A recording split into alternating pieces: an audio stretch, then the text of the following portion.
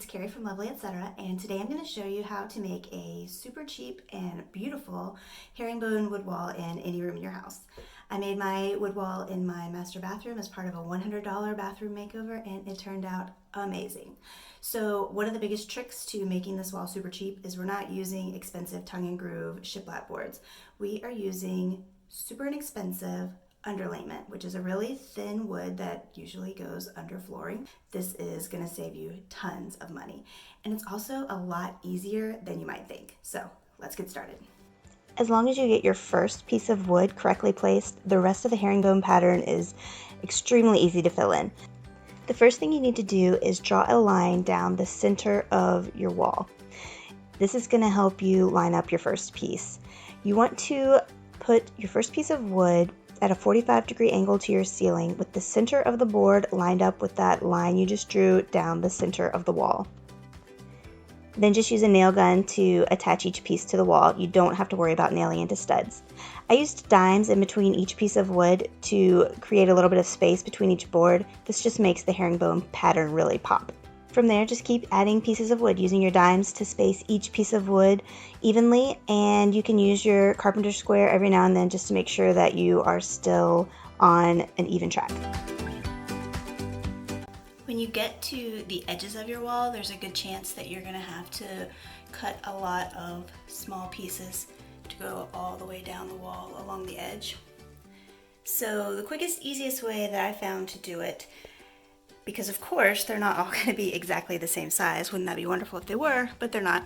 The fastest way I found to deal with all of these small cuts is to cut several boards in half at a 45-degree angle, and then put the pieces where you need them, and just use a pencil to mark exactly where you need to make a straight cut. Cut it to size and nail it in place.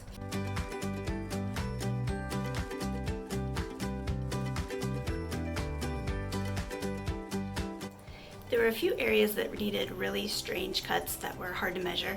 So for those spots, I just used a piece of stiff paper poster board and marked my pattern and then cut it onto the wood. And it made it so much easier.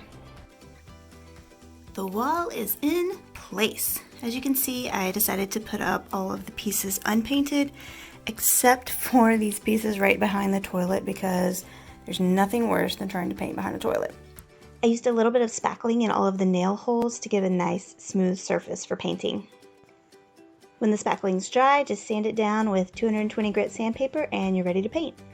I used a small foam roller for smooth surfaces to paint my wall and a paintbrush around the edges to cut in, and it actually went really fast. There were a few spaces where paint got into the spaces between the board, so I just used a utility knife and gently scraped it away. And here's my finished herringbone wall. I think it looks gorgeous, and it adds just the right amount of texture and interest without making the room really busy. Next week, I'm going to be sharing the full reveal of my $100 bathroom makeover, and honestly, even I am kind of shocked at how amazing it turned out and how much I was able to do with only $100. I really wish I had just done this years ago. So be sure to check that out, and if you haven't yet, subscribe to my channel, Lovely Etc., where I share lots of inexpensive DIY projects to help you create a home that you love from the home that you already have. Thanks!